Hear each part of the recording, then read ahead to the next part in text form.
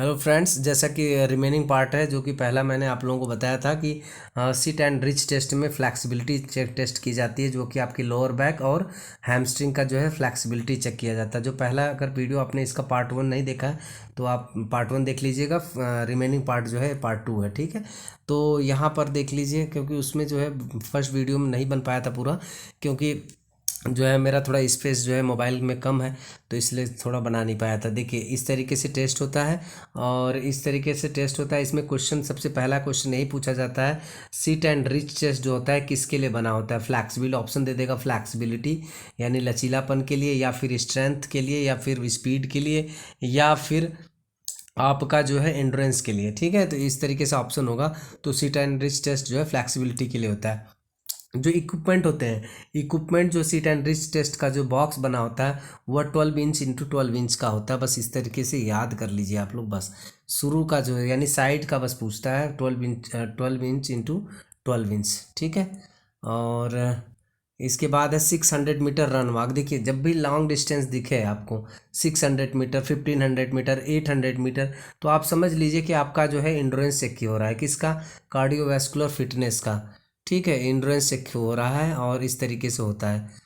तो और एक चीज़ है, जब भी छोटे मीटर जो डिस्टेंस होता है यानी 50 मीटर डैश स्टैंडिंग टेस्ट, इसमें क्या चेक हो रहा है, आपका एक्सेलरेशन एंड स्पीड चेक हो रहा है। जितने लॉन्ग होंगे वो इंड्योरेंस होंगे, और शॉर्ट डिस्टेंस जो होगा स्पीड होगा, और आपका उसमें जो है एक्सेलरेटर चेक किया जाता है, एक्सेलरेशन पावर कितना है।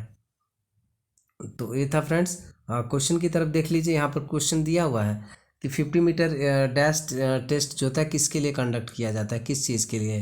तो एंड्योरेंस के लिए नहीं, मैंने बताया था। फ्लैक्सिबिलिटी के लिए नहीं, एक्सिलरेशन के लिए यस, स्ट्रेंथ के लिए नहीं होता है। यह जो है 50 मीटर जो होता है केवल और केवल आपके स्पीड और प्लस जो है एक्सिलरेशन के लिए जो है 50 मीटर डैश टेस्ट होता है। इसी तरीके से क्वेश्चन आएगा, which test can be applied for test endurance.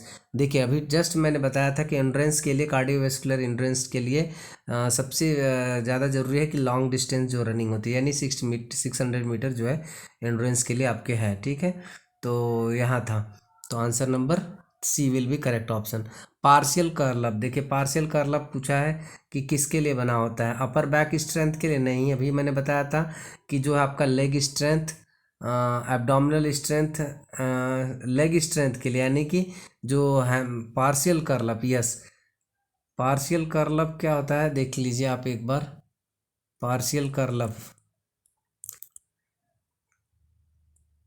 Yes, ये होता है ना एब्डोमिनल के लिए होता है। Partial curl up just like जो है सिटअप्स पोजीशन होता है, ये होता है एब्डोमिनल मस्कुलर स्ट्रेंथ और एंड्योरेंस के लिए, ठीक है। तो यहाँ पर अभी जस्ट मैंने बताया था आपको, तो इसका आंसर हो जाएगा एब्डोमिनल स्ट्रेंथ एंड एंड्योरेंस के लिए। तो option number C will be correct option.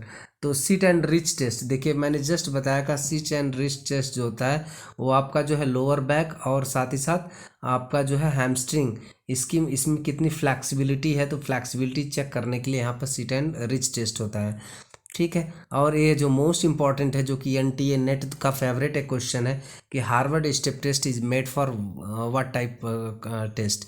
तो ये जो है जो जैसा कि मैंने बताया था आपको कि इसका जो है एरोबिक फिटनेस चेक किया जाता है, यहाँ पर लिखा ही हुआ है कार्डियोवैस्कुलर फिटनेस टेस्ट, ठीक है। तो इसका एरोबिक टेस्ट होता है, यह टेस्ट जो है 5 मिनट के लिए कंडक्ट कराया जाता है। और ब्रह्मा ने, इसका इम्पॉर्टेंट है, कभी कभी जो है इसका किसके द्वारा डेवलप किया गया था, किसके द्वारा बनाया गया था, तो ब्रह्मा को याद कर लीजिए। 1943 में इन्होंने क्या किया था, कंडक्ट कराया था, ठीक है, डेवलप कराया था इस टेस्ट को। और कितने ड्यूरेशन के लिए होता है, ये 5 मिनट के लिए होता है, ठीक है।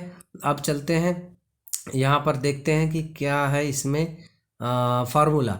देखिए फार्मूला जो है स्कोरिंग जो होता है, देखिए fitness index score will be determined by applying the following equations. देखिए duration of the exercise in seconds, जितने भी ड्यूरेशन है आपकी एक्सरसाइज की, 5 मिनट की है तो यहाँ की 5 मिनट होगा। 5 मिनट को आप सेकेंड्स में बदलेंगे पहले, तो 5 मिनट को जब आप सेकेंड्स में बदलेंगे तो यहाँ पर 300 सेकेंड्स आ जाएगा।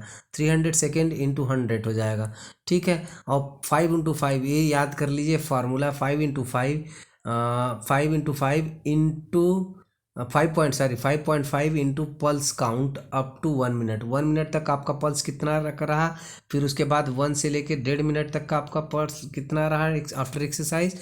इसको कैलकुलेट करने के बाद आपका फिटनेस इंडेक्स स्कोर निकाला जाता है।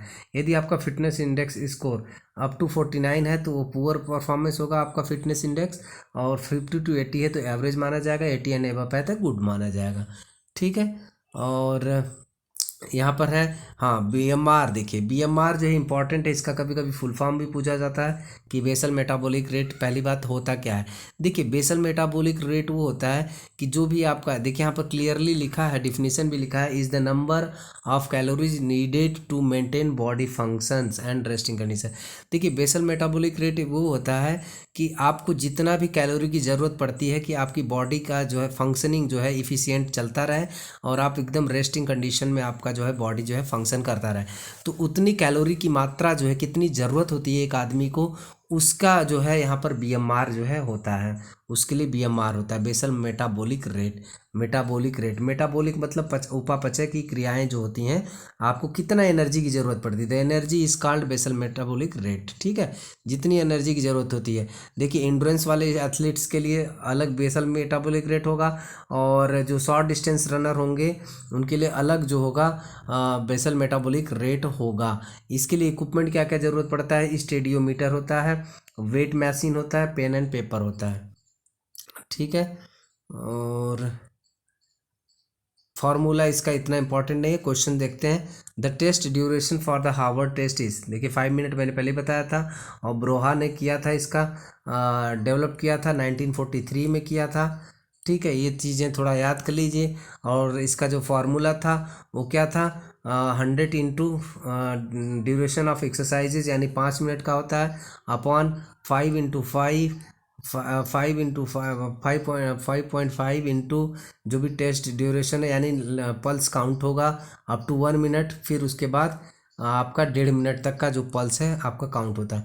Harvard test is developed by, देखिए क्वेश्चन भी यहाँ पर आ ही गया, तो यहाँ पे जो ऑप्शन नंबर 2 है ब्रोहा वही है। ठीक है। व्हाट इज, इड नहीं है, व्हाट इज होगा, व्हाट इज बीएमआर, तो बीएमआर का फुल फॉर्म क्या होता है, बेसल मेटाबॉलिक रेट। इसमें दिया नहीं है इसलिए इसको कट कर दीजिए, आंसर होगा इसमें नन ऑफ देगा। देखिए इसमें क्या लिखा है, which parameter is not required to assess BMR. देखिए बीएमआर में सबसे पहला पैरामीटर होता है आपका हाइट, वेट एंड एज।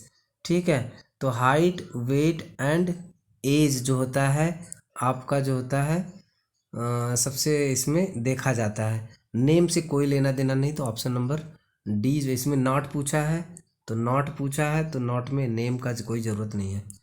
ठीक है। तो और देखिए रिकली एंड जॉनसन टेस्ट, देखिए रिकली एंड जॉन्स टेस्ट जो होता है ये specially made for senior citizens fitness test. Age group पूछता है 60 टू 94 ईयर्स तक के लोगों का जो है टेस्ट होता है। टोटल नंबर ऑफ टेस्ट पूछता है, टेस्ट आइटम टोटल जो है 6 टेस्ट आइटम है। कौन कौन से, chair stand test for lower body strength, arm curl test for upper body strength, chair seat and reach test for lower body flexibility, back scratch test for upper body flexibility, 8 foot up and go test agility sorry, and 6 minute walk test for aerobic endurance source for all. ठीक है, ये था आपका जो है 30 minute chair test जो है आपका जो है बॉडी स्ट्रेंथ यानी लोअर बॉडी स्ट्रेंथ को चेक किया जाता है चेयर स्टैंड टेस्ट पे। ठीक है, इसमें करते क्या है, 30 सेकेंड तक होता है। इस तरीके से आपको चेयर पे जो है बैठकर हाथों को सीधा इस तरीके से क्रॉस करके खड़ा रहना होता है। आर्म कर्ल टेस्ट में जो डंबल होता है आपका, डंबल जो होता है अगर मेन है तो 8 पाउंड का होगा और फीमेल है तो 5 पाउंड का होगा। इस तरीके से कर्ल बनाकर इसको रखना होता है। तो ड्यूरेशन जो होगा आपका 30 सेकेंड्स तक का होता है। ठीक है। और यहाँ पर है chair seat and reach test. ये क्या है, मेनली आपका जो है फ्लैक्सिबिलिटी चेक करता है, और यहाँ चेयर पर बैठकर अपने टो को जो है टच करना होता है, और कितना दूर तक रखना पड़ता है straight back chair without arms, 18 inch. ठीक है, तो ये इतना इम्पोर्टेंट है नहीं वैसे इसमें जो होता है। इसके बाद बैक स्ट्रेच टेस्ट में देखिए आपकी जो है जॉइंट फ्लैक्सिबिलिटी चेक हो रही है यहाँ पर, और इसको टच करना होता है दोनों हाथों को। ठीक है, तो ये था। और foot up and go, foot up and go to determine the physical ability. Foot up and go जैसे हम लोग करते हैं ना, जस्ट लाइक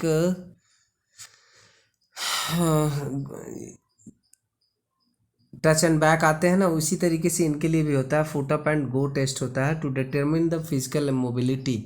मोबिलिटी में क्या क्या देखा जाता है, power, speed, agility and balance जो है चेक होता है, ठीक है। और इसके बाद minute walk test. Minute walk test सबसे ज़्यादा क्वेश्चन यहाँ पर पूछता है कि जो मिनट वॉक टेस्ट होता है सीनियर सिटीजन्स के लिए, रिकली एंड जॉन्स टेस्ट में, वह कितने मिनट तक का होता है, तो 6 मिनट्स तक का होता है। और 20 यार्ड्स का जो होता है डिस्टेंस होता है, ठीक है। 20 यार्ड्स तक का डिस्टेंस यहाँ पर होता है।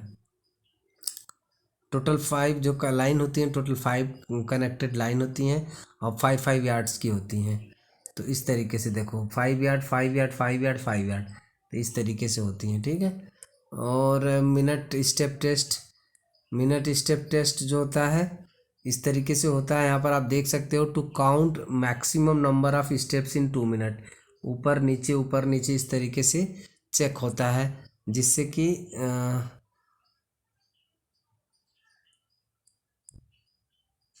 एरोबिक एंड्रेंस जो है चेक हो सके, ठीक है।